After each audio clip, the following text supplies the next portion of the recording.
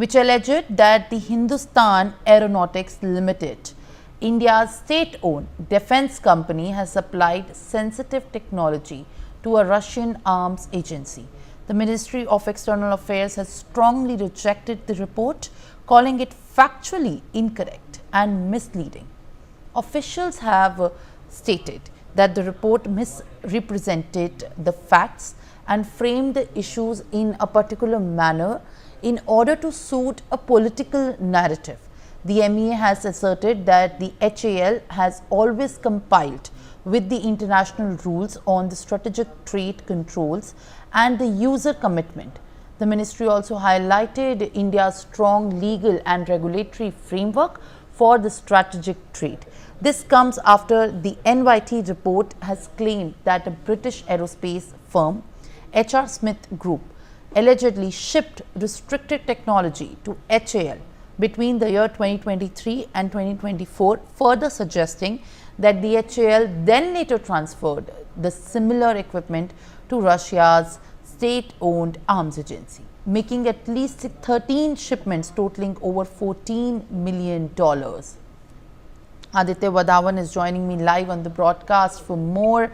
Aditya, this is in fact the latest that we are picking up as far as the allegations on the Hindustan Aeronautics Limited is concerned in regards to making in fact a shipment worth $14 million.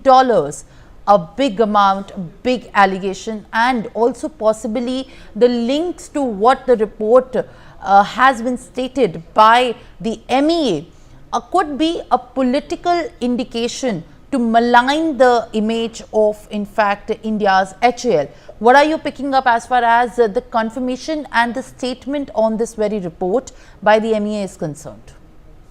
Well, absolutely. MEA has hit out at the report of this New York Times that, allegedly sophisticated technologies were transferred by the HAL to the Russian. And, it is nothing new. The New York Times has been, coming up in the recent past. We have seen that New York Times has been coming with such false reports against India, and that is why the Ministry of External Affairs has hit out at the these reports, calling them baseless. And now it needs to be seen how the Americans, the Trump administration reacts to this. They're already we are seeing such a trade war that US President Donald Trump is imposing on other countries. And let us just also put this into perspective that he has warned India also of reciprocal tariffs starting from 2nd April.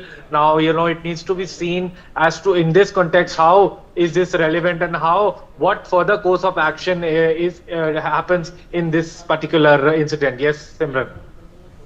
Well, all right. In fact, Aditya, I'll request you to kindly stay on with us as more updates are being tracked from the international soil, where the White House has come out against the Indian tariffs, saying that it is now the time for the reciprocity ahead of what US President Donald Trump has called Liberation Day on the 2nd of April.